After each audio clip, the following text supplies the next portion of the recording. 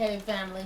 I had to take off all that stuff off of my flip and upload it onto my laptop. So that's what happened. But I needed to stop there anyway because I was going to talk just a little bit too much.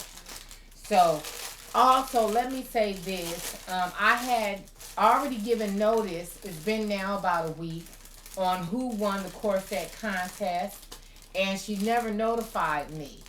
So, I'm going to say it yet once again, and I'm going to say that if I'm not um, notified, if she doesn't get back to me by Friday, 12 o'clock noon Pacific Coast time, then therefore I'm just going to pick somebody else. I'm going to go with somebody else. And even still with them, I will still send you a few other things in your box, not just your corset. You're going to get that and then some, because I'm the one that, pretty much fucked it up. So the winner of that was Beauty Queen Kia. So, and then also you would have had to been part of my Facebook family as well. And I am going to check once you give me your info and all that other kind of stuff like that. So, Kia, if you are the winner, I'm going to also make sure that you were subscribed to my channel prior to now. You understand what I'm saying? I know it will be kind of hard to do that, but the only way I can, I guess, check it is if you send me a request tonight or tomorrow talking about, okay, well, I've been on your Facebook list for two motherfucking months, then therefore it's gonna look rather suspicious. You know what I'm saying? So anyway, either way, we'll take care of it. Let me know what's happening. If not, then therefore, boom, we just go on to somebody else. No problem. So anyway, what else is going on? Few of my girls hit me up about Essence Music Festival, and I'm so excited, y'all. I'm so excited about it. It's starting to come down on me, that I got a trip coming up. And so I'm looking so forward to that. One of my girls hit me off yesterday. And so she wants to meet up, and she gonna be at the Marriott. I think you told me over there by the convention center. And so that's cool. I know exactly because there's a Marriott directly across the street, like right there by that parking lot, kinda right across from the parking lot portion of the convention center, right there by that little mall area, whatever. I think that's the Marriott right there. Or did you tell me the Hilton? No, you told me Marriott. One of the two. But I think that's the one that's right there by the convention center. Ooh. Are you serious right now? Y'all doing Park Fast, right? Okay. So since y'all already know what the business is, how about I just got this, you see me just open it up, and, I like net, and this is a fish net dress, okay? It has the liner already in it, though, so I can't be too fast with it, because, does it have some stretch to it? Gotta be able to accommodate these hips and thighs, okay, yeah. That's kind of cute, and it got a little black belt, like, little belt and shit. Heck yeah. Fire. I like that. I wanted to give me something nice to cover up, like a swimsuit cover up, a net type of thing. Oh, shout out to my motherfucking cousin. Her and her husband are going to Hawaii. And so, this is her first time going, and so I'm just happy for her that, she's, starting to see the better things in life, some, really, really cool ass shit in life. My cousin, she had got her gastric bypass surgery, I want to say September of last year.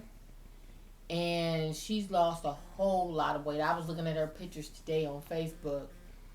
and she's a couple of years younger than me, and I'm just happy for her, um, that she's doing the damn thing and she's living her life in color. And this is for everybody. It ain't just for a selected few people.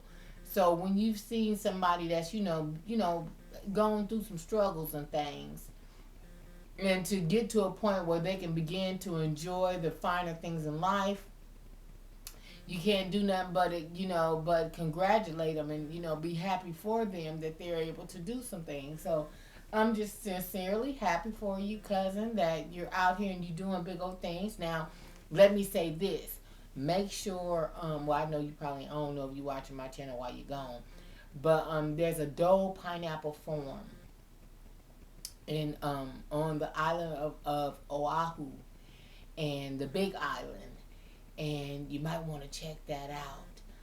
There's a botanical garden out on the North Shore, and it is beautiful. I mean, it is simply beautiful. It puts you in the mindset of like a rainforest, and it's bad as hell. I mean, it's bad as all fucking get out. And the island goes like in a circle, of course, and there's like this main road, and you take this road and you go all the way around the island, and it'll take you by there's the naval base, there's an air force base, and then on the other side, I know there's an army base, but I think there's a marine base over there too. I'm not totally sure.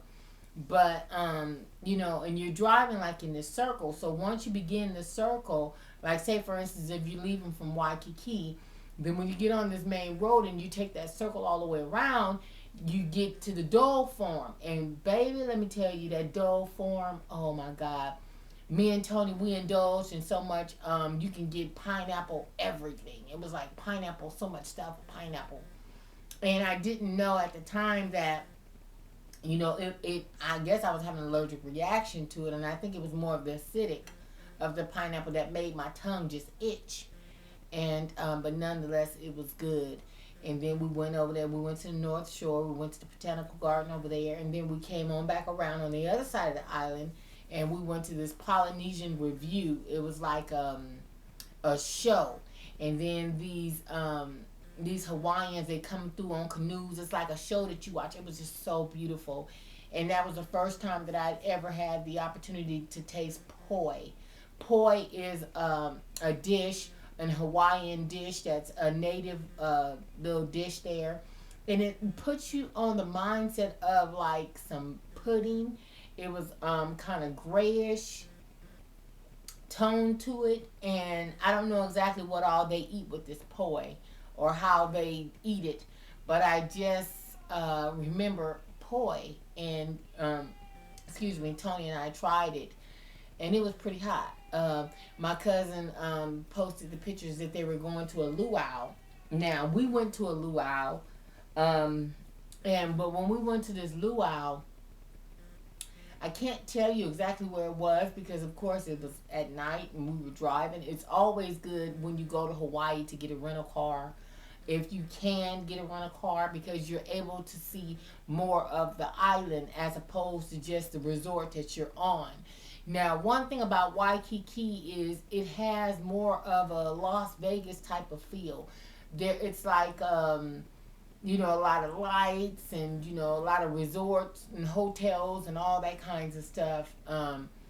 And so, but for more seclusion, you want to go to like, the other islands like Maui and Kai and all that other kind of stuff. And then Disney also has their own little, island and stuff there. And believe it or not, Oprah owns island out in that Hawaii region. She owns her own island, believe it or not, out there.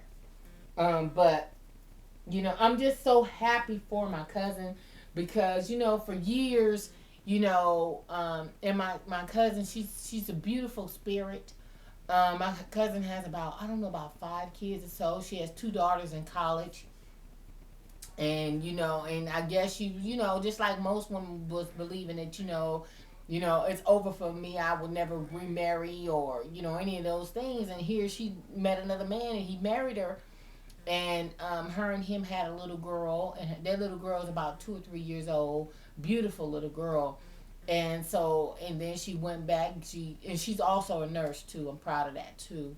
And so, she went, got her little lap band and everything, and she's just living her life in color. And I know that, when you're overweight, you're limited on a lot of things. There's so many restrictions on things, and especially on travel, that a lot of people just don't know. And when you're traveling, and especially when I was at my highest weight, I felt a lot of apprehension on a lot of things that I felt like I couldn't do or didn't qualify to do because I was, hidden behind, you know, my weight. And I just it was a beta blocker for me. It just I couldn't live my best life because of it. And to see her doing all these beautiful and wonderful things, and it's just her and her husband, and they just doing the damn thing. Cousin, I'm just sincerely proud of you. I am so proud of you. You don't even know it. You look good, girl. Enjoy your time. Enjoy your vacation time with your hubby, and bring that ass on back to Cali and let us know what's happening. Because I already know that, the pictures that I saw already was very, very beautiful. And I understand your struggle. I understand all of that because, cousin, I also been there. And, y'all, one thing that a lot of people don't know, it's a trip that one of the restrictions to travel is getting on that goddamn plane. A lot of people, I don't know, for those of you guys that have traveled, are versed on traveling, some of you guys can relate to what I'm getting ready to talk about. Well, what I'm talking about is, being able to accommodate your airplane ride. Because what they don't tell you when you get ready to book a flight, if you ain't able to fit in that seat or be able to use that extension for that seat, they're going to make you pay for another seat. Now, there's different airlines that don't assign seats, like Southwest is one of them. And you can just get on a flight and sit wherever you want to sit at. But like with Delta, United, and, U.S. Air, Hawaiian Air, and all those different ones, you are assigned a seat. And on each seat, there's a row of, sometimes there's a row of 4, then sometimes there's a row of 3. Now, depends on whether or not it's a 747, 757, those types of things, and those are sizes of the planes, okay? The planes come in different sizes. And the smaller planes have smaller seating. Now, I have ridden on JetBlue, and JetBlue was a comfortable ass ride. Southwest is a comfortable ass ride. And with Southwest though, you get on there, you sit wherever you want to sit, and it's three people to a row. Now, when I now mind you, now my hips are between around a 48. Okay, so by my hips being a 48, and I struggle in getting in a seat. If your hips are bigger than a 48, you might want to reassess some things. I'm serious. Because first of all, when you sit down in the seat, okay, they have like A, B, and C. Okay. Now A is gonna be closest to the wall, and C is gonna be the aisle seat. Okay. Well, when you get in there and you want to get to, a lot of people like to sit by the window. I'm one of them. I do like to sit by the window sometimes. And then there's times when I want an aisle seat. But for the most part, let me get over there in the cut, then therefore I'm out the way. You know what I'm saying? I'm all the way comfortable. Now they the ones got to, accommodate my ass, my wide ass. You know what I'm saying? But when you're sitting on the end, then therefore if you're wide, then therefore your arm is all cocked out. So when motherfuckers is walking down the aisle, they're hitting your arm and all that shit. They're hitting your thigh meat and all that other kind of old shit. It's falling wild. Now, before you even get to your seat, you got to get to that motherfucker first. Because first of all, the aisles to get on a plane are very narrow. when you get on that, when you start coming through the tunnel to get on the plane itself, okay, your mind need to already be telling you, okay, now let me see what this seats is gonna look like, because based on, you know what what group they call you in or whatever, because it also comes in groups when they call your number or whatever. Like they'll call Group C, seats 1 through 30. Okay, so you look on your ticket. Okay, I'm in Group C, and 130 or whatever. I mean seat 30. I'm row 26 or whatever. So when they call your name through and you gotta walk through there, oh my God! And see, for me, I mean, I could walk straight. I could walk straight without turning sideways, but I kind of, I kind of graze it just a little bit. I'm able to go through, but I'm still kind of grazing a little bit. And if I got a purse on my arm, I'm really hitting shit as I'm trying to get to my seat. So I know, that affects a lot of people in their travel when, you got to kind of, hold on. It kind of messes with you when you kind of, got to get on your flight and shit. And once you get in your seat, once again, my hips is a 48. You know what I'm saying? 48, 49. I ain't over 50 though. I ain't 50, so I'm between a 48 and 49. Today when she took my measurements, I was like 48 and 3/4, right at 49. So let's just say 48 and 3 motherfucking quarters. You ain't finna get me to round my shit off, nigga. I'm still 48 and 3/4. Don't play. Anyway, so when I sit down in my seat, and then when I get ready to buckle my shit, I got to pull it all the way till it can't go no more, and then I snap it, and then I'm able to pull it, and then I'm probably able to pull about that much more of the seatbelt. But if you bigger than that, then you could be like, okay, well, I need an extension. People gonna be looking like a motherfucker, because here motherfuckers is getting on the flight. They trying to put their luggage and shit all in the cargo. They ain't got time to be up here. Can I get a stewardess? Excuse me, y'all, got the hiccups. And be like, well, my seatbelt won't, because they definitely check to make sure your seatbelts are buttoned. They's checking. They go down row by row by row. After everybody is sitting on that flight, they going row by row, watching, making sure everybody's seatbelts is fastened and everybody's cell phones and shit is turned off. That's just part of the protocol. So you can stay down there if you want to and try to tuck the shit up under your motherfucking belly like they can't tell that your shit ain't bust, ain't clamped, because they damn sure gon' and she'll pull that motherfucker to see if your shit is snapped, and sometimes, you know what I'm saying? But you also got these other two motherfuckers that's sitting next to you, and you crowding these motherfuckers out. So I mean, you just gotta kind of weigh it a little bit. When you get to talking about, well, I'm getting ready to fly some motherfucking way, nigga, you better make sure you on a big ass 750 motherfucking 7. You better make sure that you on a big ass flight with bigger motherfucking seats and shit like that, or they will be like, excuse me, miss, I'm gonna ask that you buy another seat. And, and how embarrassing is that shit when they tell your ass to go down there to motherfucking, when they tell your ass to go back to the ticket motherfucking counter and all that old shit. Nigga, that's fucked up. You know what I mean? You don't want to do that. So I'm just telling y'all that's, ahead of time, check on the motherfucking seating arrangements in that goddamn plane. Now, if you on Southwest, it don't matter where you sit. So you and your friend, y'all both can sit together, no problem.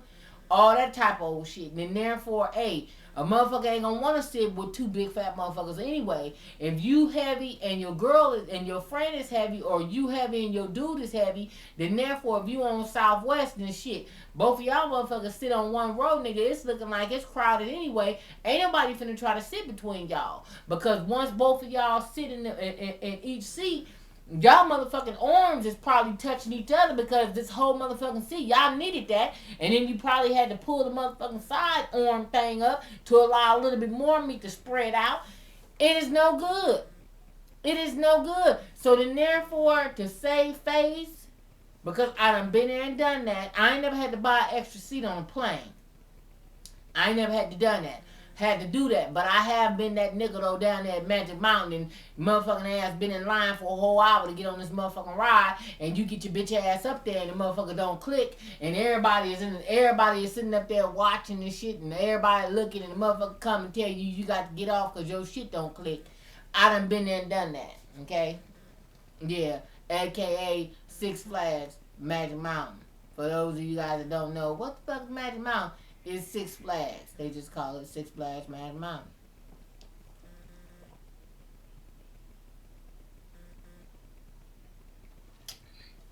Moral of the motherfucking story is, you better get on the motherfucking program ahead of time before you take your motherfucking trip, or your ass gonna be down there moated as fuck trying to figure out what the fuck I'm gonna do. Here we everybody all ready to go and shit. Motherfuckers is all lined up and getting on the motherfucking flight, and then here you on row 13, and it's you and two other motherfuckers that you don't know, and they already sitting down, and you all trying to get all through the aisles and shit, and all this kind of old shit, and you're sweating and all that shit, nerves bad, breath hot, because everybody looking at your ass.